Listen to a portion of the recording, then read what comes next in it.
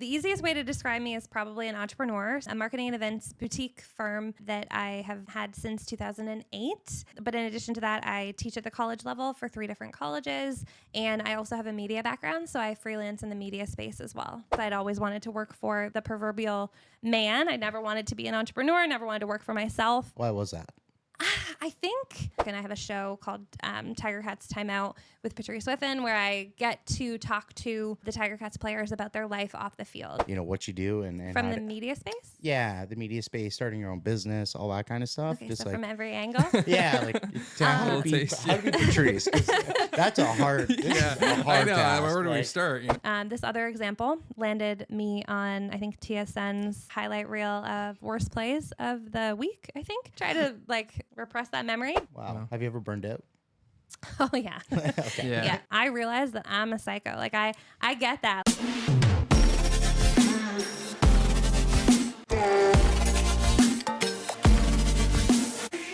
Hello, everybody. Welcome to a new podcast. My name is JJ Vola. Alongside here is my co-host Cal, and welcome to an episode of What Do You Do podcast. Today, we are joined by Patrice. Patrice, thank you so much for being a part of our podcast. Yeah.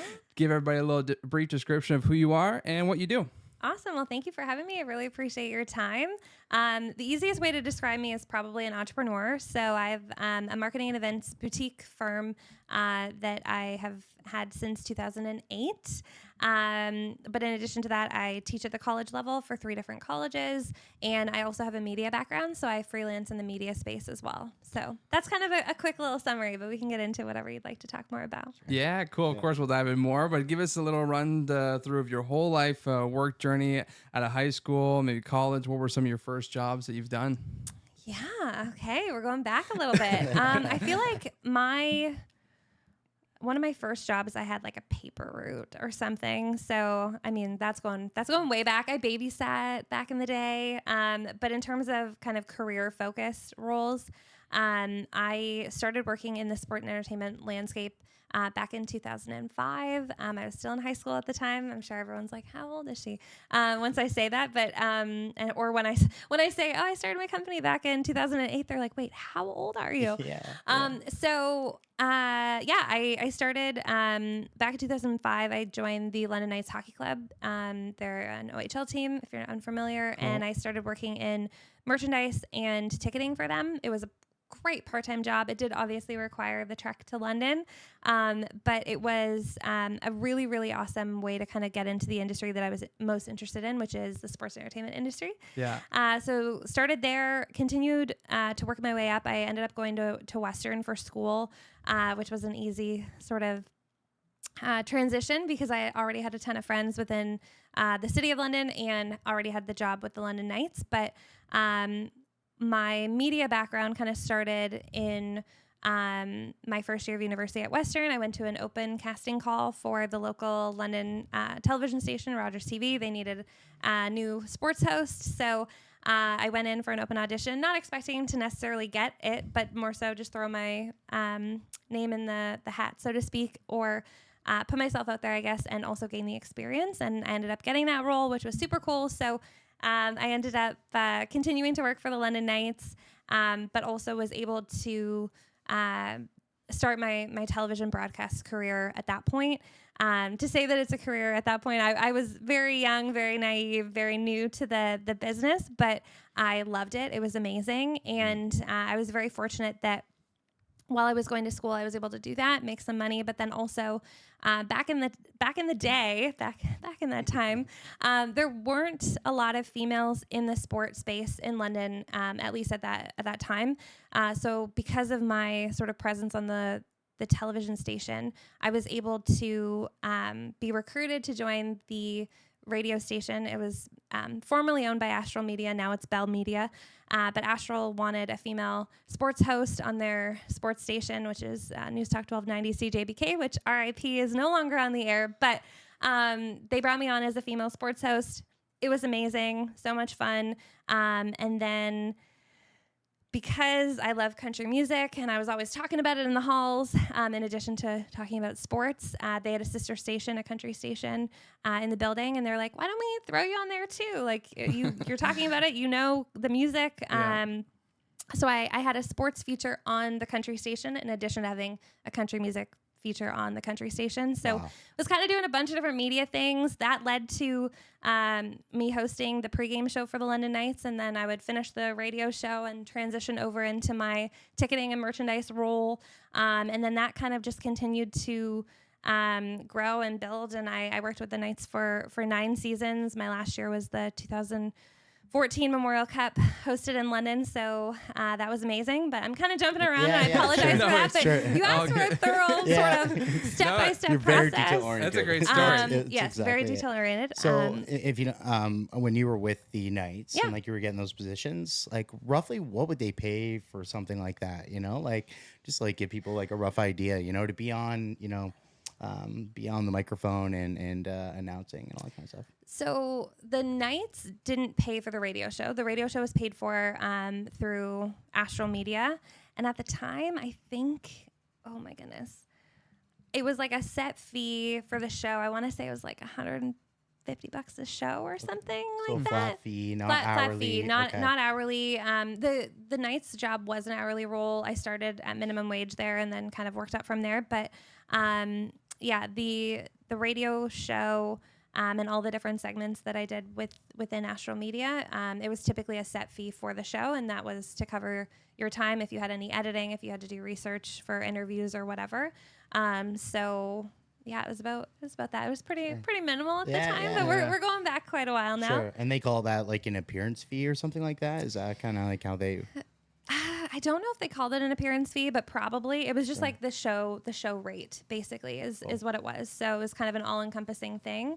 The show itself would be obviously a certain amount of time, usually half an hour to an hour, and then each segment you would get paid for each segment in addition to that, and then any of your prep was kind of just on your own, and it was up to you to make sure it was kind of worth it, but it was so much fun. I honestly would have done it for free. Sure. Wow. Incredible. Now, obviously, you've had some sports love since you were younger. What was the reason why you love sports? Was it a younger age? Sports? Did you play any sports when you were younger?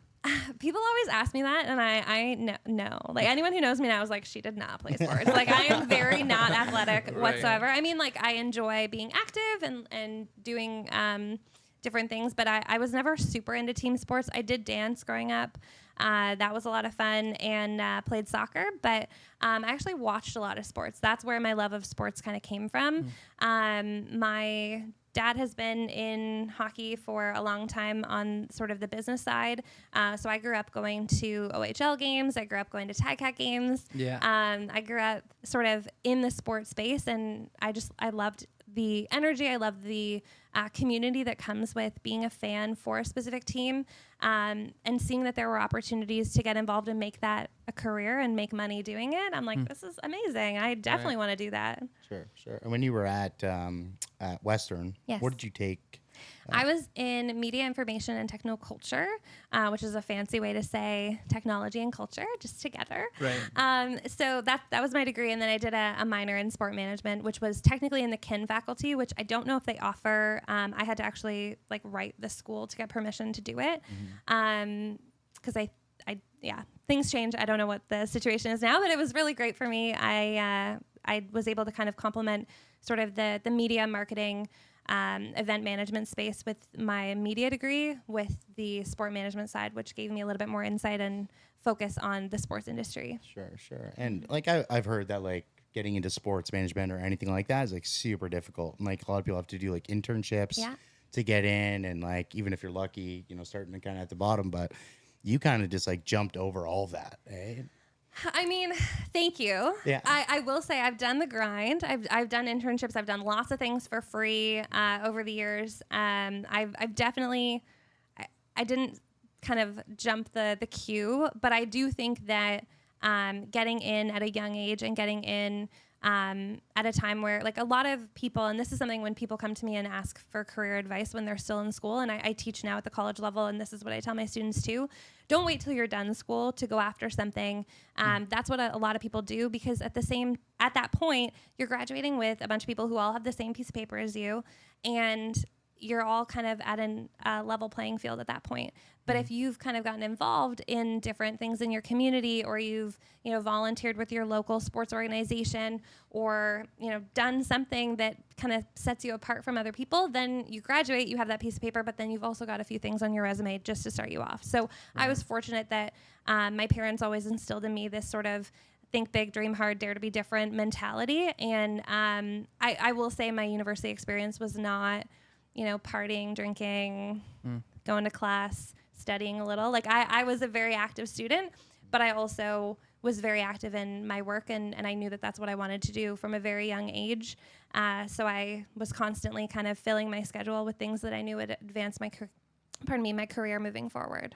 Now, just for your course with Western, like if somebody wanted to take that same course, whether it's through that school or elsewhere, what can someone expect to learn and get from that course? Yeah, so the Western MIT program, it is interdisciplinary, so it really is whatever you make of it.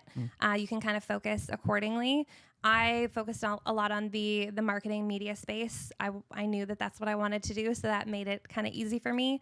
But there were people that graduated from my program that went on to be, full-time broadcasters, people from my program who went on to start their own businesses in the tech space, people from my program who have gone on to work as, producers for shows in LA or in New York. And so I think programs in university or college, they really are what you make of them. There are people who will graduate and do just the bare minimum to scrape by and get that piece of paper. And then there are other people who are going to shoot at the lights and really take advantage of the opportunity while they're in school. I didn't do a exchange while I was in school, but a lot of my friends did, and like they got experiences that I look back, I'm like, oh, I wish I had done something like that. So again, I'm not complaining and no regrets, but I think if you're going into a media program or something like the Western MIT program, I think it's really what you make of it,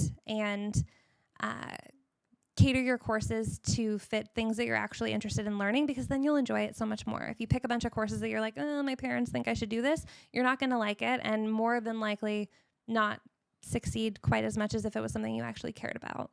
And just roughly, how long was the course, and if you can share the estimated cost of that course at that time? Yeah. Oh my goodness. So many costing questions that I feel like I need to go back and research. Roughly, So my program was an honors BA, so it was 4 years. I think you can do a shorter program if you don't want the honors, you just want a BA. In terms of cost, I think at the time, again, this was a while ago, I graduated in 2011. So at the time, I think it was about $5,000, maybe $5,500 for tuition, and then like room, board, all that sort of stuff is on top of that each year. But yeah, every school is so different. I'm sure people who are going to school now are like, it only costs you that much money. I know. But it's just like anything, groceries, gas bill, all that good stuff. Sure. Oh, geez. So you finished with the London Knights, Memorial Cup. Yeah. And then after that, what were you doing? Yeah. Okay. So I got to take you back, to 2008, because that's when my business started. So I was still in school. I was still working with the Knights. I was still working with Astral Media. They had not become Bell Media yet. But I was working for a marketing company in Oakville, my hometown, just for the summer. I started as like a brand rep, like the people that stand in the stores and ask you to like sample things or whatever. Started as that, and then ended up getting a position in their office, in their event department, running events just for the summer. So it was a 4-month contract. And after my second year of university, I was supposed to go back to the marketing company and fulfill the same role that I had done the previous summer. I was so excited about it. It was full time. I can't remember what I was paid per hour, but it was like decent for the time frame. And I got a call from my boss, and he was just like, hey, I know that we've locked you in for the summer, but we actually aren't going to move forward with an event department anymore. We're closing the events department, so we don't have a role for you. And I was just like, crap. Wow. I was going to swear, and then I'm like, I probably shouldn't. I don't normally say crap. Anyone watching this is like, never says that. Much stronger word would have come to mind. But I was like, okay, that's, not a great situation, but it is what it is. So anyway, I fortuitously, later that day, I got a call from one of the clients that had worked with the marketing company the previous summer. So I had run an event for them the previous summer.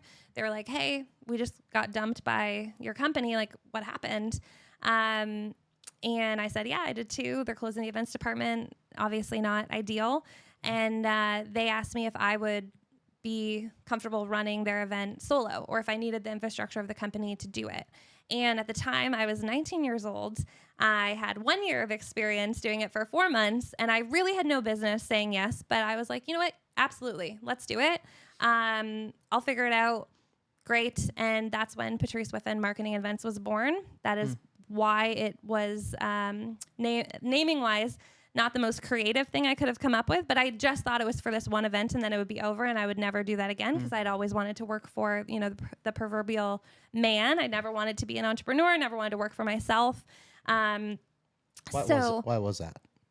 I think that's a great question. I think I didn't realize that you could work for yourself and still work for brands that you were passionate about. I think I thought if I wanted to work for the Toronto Maple Leafs or if I wanted to work for the Hamilton Tiger Cats or if I wanted to work for whatever company, that I had to work for that company and only that company. I didn't realize that the entrepreneur lifestyle really existed in that framework. It's pretty common. I mean, like if you're not around like entrepreneurs your entire life, then you don't really know that whole world exists, and being able to own a business, be able to write things off, be able to purchase things and whatnot. So, I guess you weren't around entrepreneurs kind of growing up. Yeah, I mean, it's funny. Like my dad kind of was an entrepreneur, but I didn't see it in the same kind of way that I saw my own career going. I always sort of assumed that I would, get a job at MLSE and take the train into Toronto every day and live that like business corporate lifestyle. I didn't realize that it could be done solo. Sure. Because it seems complicated. Yeah, right? it seems like no, you need to like get the job, get the pension, get the benefits. Like the stuff that they teach you is sort of that's a step. You finish school, you get the job, and what are the benefits of that job, and what's the pay, and when do you go up the pay grid, and all that sort of stuff. That's sort of what was fed to me as like that was sort of the next step. And I think that's society feeding me that. I don't think that was my parents at all, but just that's what I sort of expected. And so in 2008, when I started my company, I thought that was going to be it. I ran the event. It was a celebrity charity golf tournament. It was called Score One for the Kids, presented by John Anderson and Bruce Boudreau, who were both coaching in the NHL at the time. Every foursome played with an NHL celebrity. And although I made a lot of mistakes along the way, people who attended the event really couldn't tell. We were able to hide it or fix it in time. And after that event, I was like, hey, I want to do this. Like, this is it for me. Wow. I loved it. Seeing everything come together, like just feeling that fulfillment of an event coming to life from just an idea on a piece of paper was so fulfilling, so cool. And then from there, from a just word of mouth standpoint, my business just kind of naturally, organically started to grow. And not to say like there was a lot of grinding and lots of networking and lots of people saying no. And obviously, this is a highlight reel interview. I'm happy to fill you in on all the stuff that didn't work. But certain things did work, and it sort of fueled that passion to want to keep going and want to build it. And so when you said take us to after Memorial Cup 2014, that was again a gig that I got hired for through my company. So I was able to do it not in a full-time capacity. I was still working for a bunch of different clients at the time, but it was something that allowed me to still work with the London Knights, which was a team that I was very passionate about for a lot of years. I'm with the Kitchener Rangers now, so I gotta say I am a Rangers girl now. Anyone watching this, I often get chirped for being with London for so long. Anyone in the OHL world would feel like I'm a traitor leaving London to go to Kitchener. So I apologize, but Kitchener's great. And I've been there. This is my third season with them. But yeah, lots of different clients within the sport and entertainment space now. And again, it's been a journey, and there has been a lot of grinding and a lot of hustling. And it hasn't been kind of smooth sailing, although maybe in the way that I tell it, it sounds like it. But overall, it's been very fulfilling and a lot of fun. That's great, the story too. I mean, the fact that you had to go through all the challenges, get the little taste of what entrepreneur felt like, and then all of a sudden here you are, just like I need it again and again and again, and here you are. We had a little pre-chat before the podcast, but you give yourself the role of being that entrepreneurial passion today. What is everything that you're kind of doing now above and beyond just doing the event planning? So events make up a lot of what my business does, but there's also a marketing component. So I work with brands to help develop their marketing strategy, whether that's a digital strategy, social strategy. I work with Big Machine Label Group is one of my largest clients. And I say that from the perspective of I work on their projects every day. So some organizations, like I work with the Boots and Hearts Music Festival. I've been with them since 2012, but I'm kind of like a go in, do my job, and then leave, and then see you same time next year kind of thing. Other clients, I pick a little bit away at their project every single day. So outside of the event planning space, there is a marketing component, again, helping with campaigns. A lot of what I do in the marketing space is more focused on the music side of things. So helping artists get their music out there, figure out a way to captivate audiences, increase their streams, get their music out there in a way that maybe they aren't able to do on their own. And then, again, marketing events kind of fit all nicely together within the sport and entertainment landscape. I mean, I know I've mentioned some clients, but my company in any given year has between 16 and 25 active clients on our roster. So there are lots of different things happening, but it's great. Yeah. But outside of the marketing event space, I also, as I think I mentioned earlier, I teach for 3 colleges. So I teach for Fanshawe Mohawk here in Hamilton, and also Georgian in Barrie. And I teach event planning, media and digital content, and then sport marketing, international sport marketing, sports ethics, a bunch of stuff within like the sport space. And then outside of that, I have a media side of things too. So I'm still doing.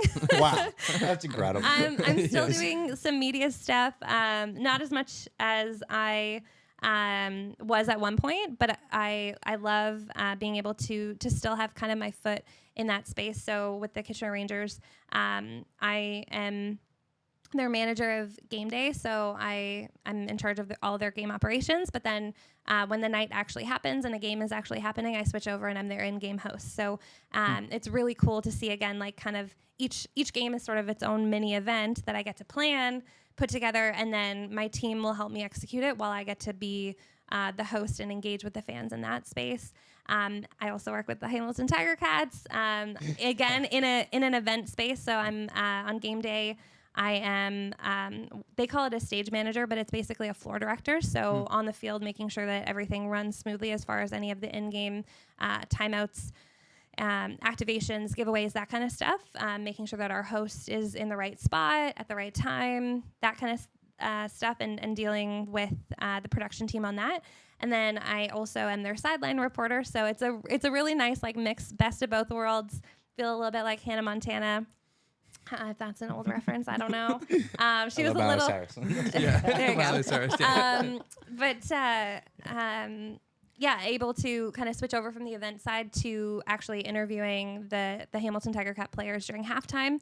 And then I also work with the Tiger Cats audio network, and I have a show called Tiger Cats Timeout with Patrice Whiffen, where I get to talk to the Tiger Cats players about their life off the field. It's more of a public interest piece as opposed to talking about plays and breaking down kind of game by game stuff. It's more, okay, who are you if we take off like football player as an identity? Like, what else are you into? And it's been actually so cool to learn about these players who have, such a public presence as being this football superstar who, when they're at home hanging out, they love to play Call of Duty, or they love to watch anime, or they love to go to wine and paint nights. Like, it's just so interesting and things that I would never have expected. So anyway, that's kind of what I'm doing now. I'm sure I've forgotten some stuff, but I also it's even funny trying to summarize. It's like that. It's like this podcast, but in reverse, right? You're at their workplace and then trying to get out their personal information versus we're having like a personal conversation, trying to talk about your career. It's it's great. I have seen some of those clips, and they are quite great to listen to. You just get so locked into it, the question, and you're like, this big guy, you know? Yeah. It's sometimes like you get an answer that you are not expecting. Right. Sure. And it hasn't been released yet, but the Simone Lawrence interview, get ready. It is something. That's for sure. We had a lot of fun. When's that dropping? I don't actually know. Yeah, they don't okay. tell me in advance. I usually bank a couple at a time, and then they release them accordingly on socials and their YouTube channel, and then on the Ticats Audio Network. But that one is coming. Yeah. And it's a fun one How for can sure. people All of watch them that? are fun. All of them are fun. But it's a banger. Yeah, this one's a good one. Simone is obviously a fan favorite, but has this like larger than life personality, and so I feel like we could have probably talked for like an hour, but we only have a set amount of time. So anyway, it's great. Oh, that's good. Sure. That's awesome. You know, and your energy just here today, like, is just unbelievable. And I'm sure, like, interviewing people, they feel the same energy and are like super open with you and all that kind of stuff. And you know, it's not something that you just like you just have. Like, it's something that you've developed over a long time, and obviously being in the space and all that kind of stuff. So, I mean, anyone that wants to like get into the space, you know, other women or something like that, like, what can you say to them about like, you know, what you do and From the media space? Yeah, the media space, starting your own business, all that kind of stuff. Okay, just so like from every angle. yeah, like how to be Patrice. 'Cause that's a hard. Yeah, I know. Task, Where do we like, start? You know, with that question, right? So, I think like it does start with figuring out what fuels you. What do you want to do? And I know when I first started my career, I knew that I loved doing this, but I think my career has evolved in such a way where I do more of what I actually really enjoy and less of what I think I should do based on societal expectations or societal pressures, perhaps. So figure out what fuels you and figure out a way to do it. Networking, I know, is like the buzzword that everyone's like, you got to network. And it's not what you know, it's who you know. And I don't believe that. I think you have to know your stuff. But creating those relationships does really help. I mean, there's a lot of times where I get asked, hey, do you know someone who would be good at this? And I'm like, yeah, I got a guy for that, or I got a gal for that. I have a person who can totally fill that role. So I think networking, developing your sort of community within your industry is really important. How do you do that? Informational interviews, go to events, volunteer at events, intern. I know there's this sort of hate on for internships sometimes because sometimes they're unpaid or they don't pay a lot. But I think they're so invaluable. Like, as long as you're doing something that you're learning and growing and not just running to get coffee every day, I think that's really important. In terms of the media space and getting into that, I think becoming comfortable in front of a camera, becoming comfortable in front of people is something that you don't have to naturally feel okay about, but it's something you have to work toward if you're not, because I think if you're not comfortable, it shows very instantly, and that can be something that can cause issues moving forward. If you don't look like you're having a good time, people are like, oh, does she like hate this, or is this not, comfortable for them? But yeah, definitely get involved and don't wait until, I mean, for those of you that are done school, be like, well, I can't go back now. But if you are still in school, or if you're considering some form of schooling, see if you can kind of couple your schooling with something in the industry as well. Even if it's just a little bit, getting a little bit of a taste, I think that really helps, because again, you graduate with the same piece of paper as everyone else in your class. How do you stand out? How do you have someone, look at your resume and say, I want that person over the person who has the same credentials essentially as you? So see what you can do to kind of differentiate yourself. Wow. Now, what I know, I was like, what part do I ask question? But that's more of a broad question. But what, out of all the things that you do, which one brings you the most joy? Even though I feel like I already know the answer. Oh man, I feel like I love everything that I do. I honestly do. Some days are more challenging than others. Some are more stressful than others. But in saying that, I think what I love the most is talking to people, getting a chance to talk to the Ticats players and learn a bit more about them. I think that's so much fun, and sort of telling stories and helping people share their stories. That's something I think I really enjoy. The media space is definitely a lot of fun. Seeing an event come together is always this feeling that I can't even describe, other than it's just like this sense of fulfillment and sense of okay, guys, we did it. That's a feeling that I get with every event that happens, whether it runs like completely smoothly or like there are bumps along the way. Seeing something come to fruition is so satisfying. And I actually really enjoy teaching too, giving back to the next generation, helping to shape them. I loved my school experience, but the one thing I think that was lacking a little bit was just some real world examples, real world experiences. So I feel like that's something that I try and bring to my students is, okay, yes, we'll talk about the textbook and dive into concepts and theory and all the things that you need to know and need to learn, but let me apply it to something that's in a real world scenario. And oftentimes I'll link it back to something that I've worked on recently or even something that I'm working on now. My students at Mohawk actually helped me name the Tiger Cats Timeout show. We had like a little brainstorm. I'm big on alliteration, so we picked that. But yeah, just having the opportunity to kind of involve the students in something that I'm working on, I think is also very cool because I love seeing the next generation, you know, thrive and get excited about the same stuff that I've been doing for 15 years. Sure. And sorry, what's involved in the course that you are teaching? At Mohawk or which school? Or sorry, it's different for each school. Each school is different. Every school that I teach at, I teach a different course. Oh wow! Yeah. All right. So I teach. So let's I've taught six different courses between the three schools. Oh, cool. Yeah. And what made you think of doing that? Just because you love teaching, or is it just because I think you mentioned that your mom's a teacher? Yeah, my mom is a teacher, and I think before I saw what the sports entertainment industry had to offer, and that was more so from my dad's side, I definitely was very interested in becoming a teacher.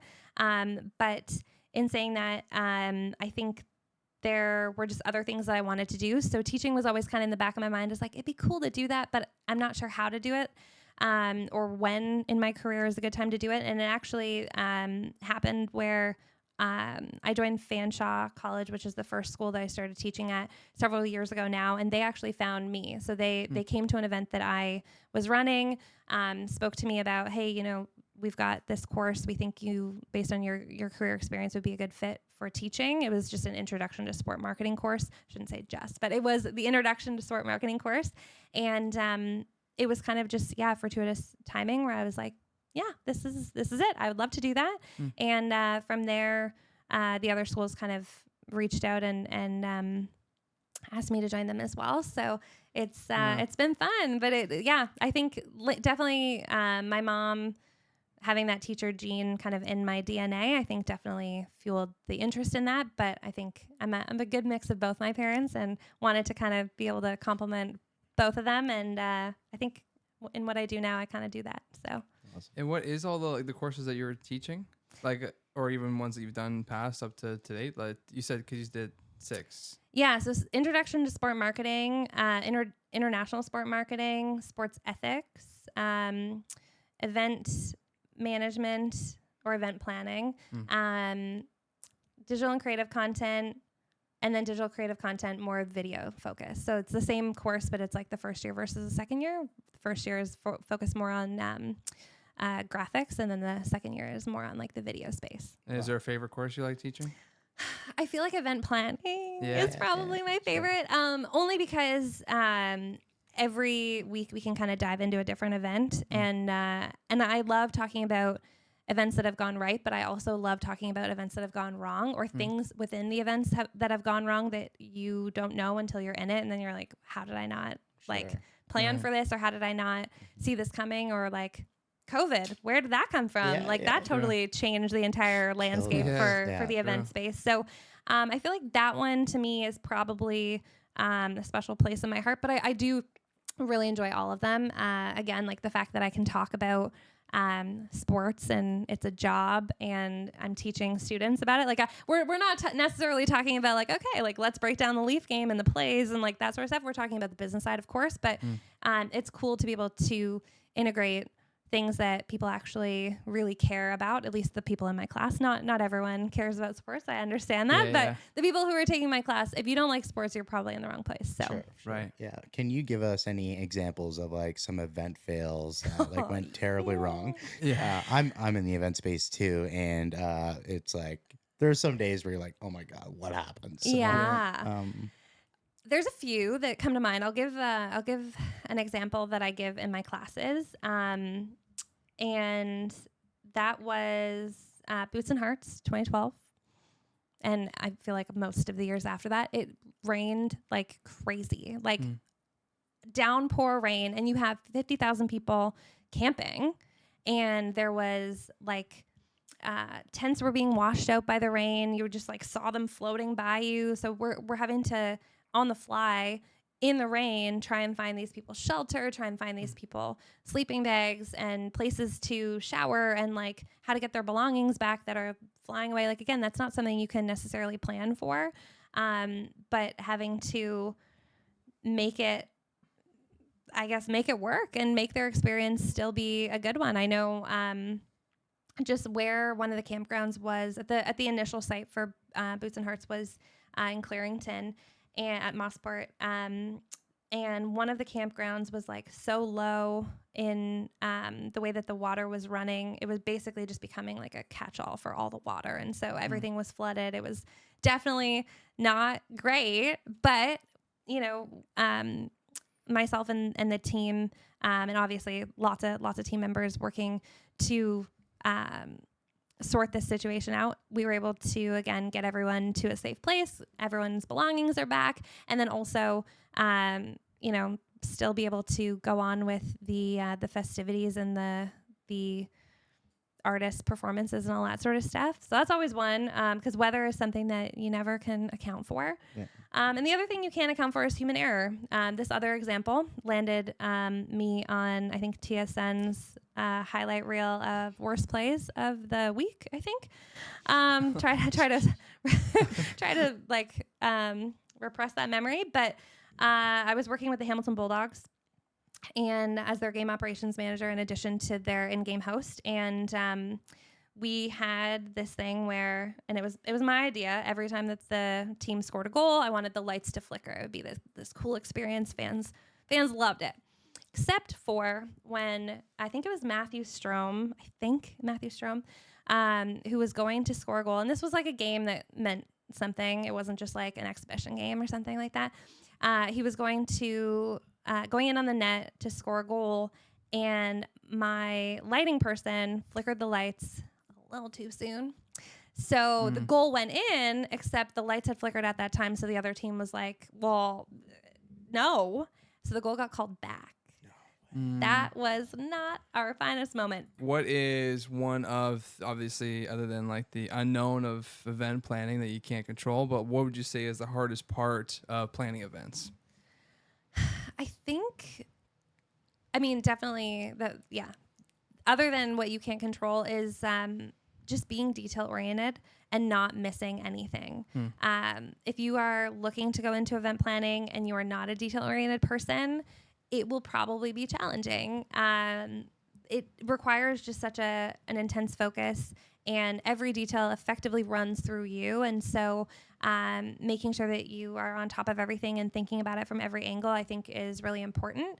But also the challenge that I find, I'm a bit of a type A perfectionist, if you hadn't sensed that at all.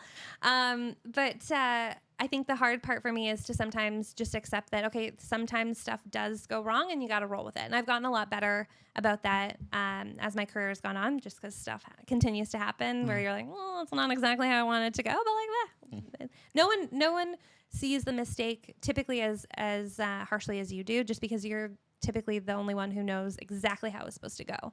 And so I think, being detail oriented is a challenge, but also giving yourself a little bit of grace can also be a challenge when something does go wrong. And a lot of people that like do events or like haven't really done events and they're thrown into a place where they have to run something like that. Yeah. And something bad happens, like they may like freak out, have a panic attack, absolutely like break down. But over time, as those things happen, you're like, listen, this can be better next time. Yeah. Let's roll with it. Let's make the best of it. Exactly. And continue on, sort of thing. So absolutely. And like you said, like people don't even notice, but you're like, oh my God, this is killing me, right? So, and then just, so is this just you, or do you have a team that you work with, like within your company? For the media side, the teaching side, and the marketing side, that's me. For the event side, I do have a team that work with me. There are 5 women who contract out to my company, so none of them are full-time employees, but they're amazing, incredible team that help me with the event planning and execution of certain things. So each of them kind of has their own expertise as far as the types of events that they're interested in, and the types of things that they work on. But yeah, it is not just me, although I do have my hand in everything that our team is working on, but there is a group of ladies who are rock stars, and I love being able to kind of share in those moments and execution with them. Sure. And like roughly like for a week for you, because there's a lot on your plate, especially when school's in. How many hours would you say I was work like, in a week? I had a feeling this question was coming, and I every week is different. In saying that, I am going to very much so sound like a workaholic. I don't ever have a week where I only work 40 hours. I think a lot of that comes with the entrepreneurial side of me and making sure that everything is happening. Most of my weeks are 60 to 70, 80. And then sometimes I have like 100-hour weeks where it's just like you are sleeping for a couple of hours and back into this stuff. I will say, not always, and I will say that's not necessarily a healthy thing, but it is the reality of my life. I have more recently than not tried to create a bit more balance. I think I've gotten a little bit better in the last couple of years. But when the company was growing and I was still building everything, I didn't want to miss out on anything or any opportunity. I wanted to say yes to everything. I'm still not great at saying no to things, but I'm a little more selective in the things that I prioritize. And so I would say an average week is probably 60 hours, but keep in mind that what I'm doing, I would literally be doing if I wasn't at an event working it, I would be at an event enjoying it. And I enjoy it almost probably more running it than I would just enjoying as a patron. That's just me. That's my DNA. I know that that's weird. My friends make fun of, like, a lot of my friends have very sort of what people would consider quote unquote normal jobs. Like, they're killing it in their field, but they're like getting a normal lunch break and like clock out at 5 and deal with stuff the next morning at 9. Evenings and weekends off. Exactly. I am very much so not like that. But in saying that, I've gotten a little bit better. I do have balance. It is something that I really, really enjoy. And I've gotten better at being able to disconnect when the timing is right. And because of the sort of schedule of my year, I know when my busy season is. I know when my kind of slower season is, and I make sure to take time and breaks and stuff when I can. In addition to that, working in the event space in sport and entertainment, the events don't happen at 2 p.m. on a Thursday. They happen at 7 p.m. on a Saturday at Tim Hortons Field. So Tonight. Exactly. So a little bit of that is because of the fact that the events are happening and you're executing the event, but then you're also preparing for the event in question. So it is a lot more than your average sort of 9 to 5, but I love it. And I mean, the goal is obviously to be able to create more and more balance each year. And I don't have a family. You didn't ask me about my personal life, but I don't have a family. I think if I did have a family, like of my own, I have family, but I don't have a family of my own. I just have a dog. And so she's a little less work than, having to raise children. So I totally have a lot of respect for people who, look at my career and they're like, I couldn't manage that. And nor would I expect them to, and nor would I expect myself to if I was in that situation. Mm-hmm. Wow. Have you ever burned out? Oh yeah. Okay. Yeah. I would say like very much so burned out probably twice. Which like in a way where I was like, okay, like my parents are worried about me. Like my friends are like, you need to chill, like that kind of thing. Probably twice. And then, what was that like for you? Like, what does a burnout kind of look like? I think I'm a very like bubbly, loud person. And I think, me burnt out is like, I'm very dull, zombie, like kind of just like putting in the time, but completely exhausted. My like physical appearance isn't great, but also my mental state isn't great. And again, I've become much better at finding that balance in probably the last 3 years, I would say. But definitely my body does tell me sometimes like, okay, you need to like pump the brakes and stuff. Sure. And I have lots of great friends who also, and my parents that tell me, you know, chill.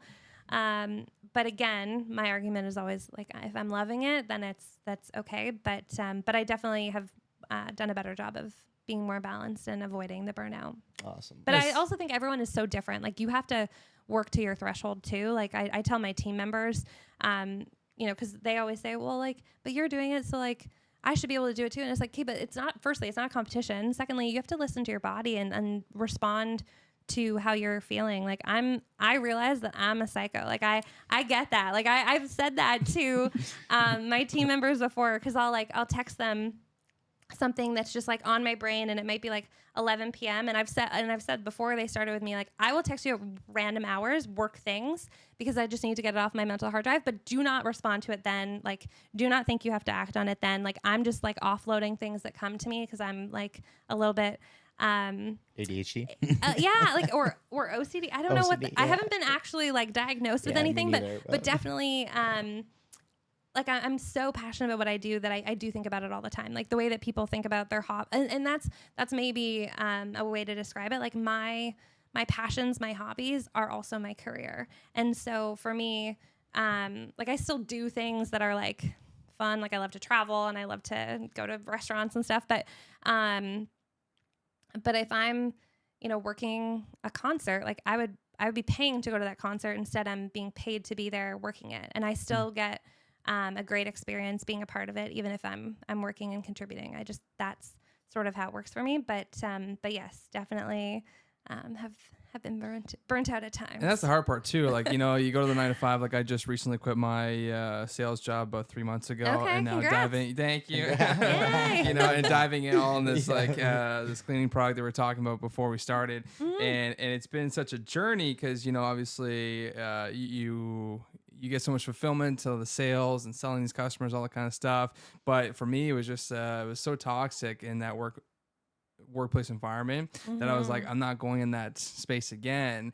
And it's funny because to your point, like, you know, it's a job, it's career, whatever the case is, but then it's the passion that you get and the fulfillment that you get. Like, you know, 4 months ago, this was just an idea. And then now we're launching it this weekend. You know what I mean? So it's crazy to your point, and like the hours that I've put in above and beyond I think I've ever put in that company before, even though I was working overtime at that place. It's just a different feeling. You know what I mean? And no, I definitely, I'm learning the entrepreneurship now. So kudos to you. Yeah, and it's exciting. And to those people who work those 9 to 5 jobs, you will never appreciate it or know what you go through and that fulfillment that you get after the event's done, and like the 20 pounds is off your shoulders, I'm sure, and it felt so great, and everyone's patting you on the back. You know, Patrice did so well. You know what I mean? That is nice when those things happen. Those moments are nice. Time to time. Don't hate them. Definitely not all the time, but no, like definitely. I think again, like there are people that I know who love their 9 to 5, and that's amazing. There are people who don't love their 9 to 5, but that's unfortunately the reality that they have to work with them because they've got mouths to feed or mortgages to pay, and I get that. I by no means I by no means look down on or have anything negative to say about anyone who does something differently. It's just, this is the path that works for me, and I really enjoy it, and obviously you're really enjoying it too, which is great. But I know that it's not for everyone, and I know that it's maybe not for everyone forever either. Like this may not be my forever life, although I can't picture it any other way. But I don't know, like people are like, well, maybe if you end up having a kid one day, like maybe you'll have to change things up. Like quite possibly, I would imagine I will have to be more present in the home if that happens. Whereas I think a week has gone by and I don't think I've sat on my couch in my house for the whole week. So, and that's not uncommon, but yeah, everyone's different, and you have to do what makes you happy and as best you can. Wow. Live life to the fullest as much as you can. Yeah. Sure. I wish we could keep talking, Patrice. We are getting there along in the podcast. It's been great. Thank you so much for sharing your story. A couple of things we love to end every podcast is a couple questions. If you could give yourself 20-year-old advice, what would it be? I think I would say enjoy the journey more. Focus on enjoying the journey more. I think I have gotten better at doing that now, but when I was building my business, when I was hustling, I was very focused on, okay, like, yes, I did that, but like, what's next? Like, how do I make the next paycheck? How do I do this? And I don't think I fully appreciated all the things that I actually was a part of or able to do, or even like little successes. I don't think I gave myself enough credit or allowed myself a moment to like, okay, sit tight for 2 minutes and just like soak it in, enjoy it. So I think that would be the biggest piece of advice I would give 20-year-old Patrice is, just enjoy the journey. I know that sounds really like hokey, but my friend actually gave me a bracelet that says enjoy the journey on it, because I've said that before, Right. but it's true. I think that's the biggest piece of advice I would have given. We're so focused on the end result, right? Like, and what's going to happen at the end of it, and you kind of miss everything in between, and the For fun, sure. and the and even going back to us developing this product, like it was such a kind of a rush to get things done, but it was such a cool experience, and now you kind of look back on it, you're like, man, we accomplished so much in such a little time. Yeah. And doing events too, you have an event that's like 3 months out, and you have to do all this work in between that, and then the event happens, you take a step back, like, wow, this is incredible. So amazing. And we even had a guest on too, Andrew Costa, which made that point very clearly. He's like, it's not about the finishing things. There shouldn't be a finish line. You should just want to stay in business the longest. Yeah. Because if you're in business and clearly you're successful, clearly things are going well, right? Exactly. Don't look at like whatever it is that you're trying to accomplish too. You just want to stay in business the longest. You want to work out the longest. You got to stay committed. Like, it shouldn't be a finish line, right? And it's funny too, because even after he said that, it's giving me goosebumps thinking about it, because it was the same for like working out, for example. Like everyone wants to go work out, and they see like, okay, I'm going to be 200 pounds. 200 pounds is my goal. That's the finish line. Why don't you just, go to the gym and just learn to be committed instead of having a goal, because the 200 pounds will come. Yeah. You know what I mean? Absolutely. Stuff like that. Yeah.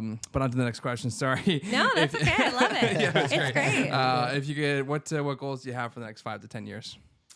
I think going back to kind of what you just mentioned there, I want to still be in business. I want to still be loving what I do. I mean, I definitely have my days, and again, any of my friends watching this will be like, I talk to you on those days, but like 99.9% of the time, I love every part of what I get to do, and I feel very grateful for what I get to do. And so I think 5 years from now, 10 years from now, I want to be working in the same industry that I'm working within. I want to continue to meet new people and conquer new challenges, and be able to see other events kind of come to fruition, help people with their marketing issues, and help them succeed as well, and tell people stories in the media space.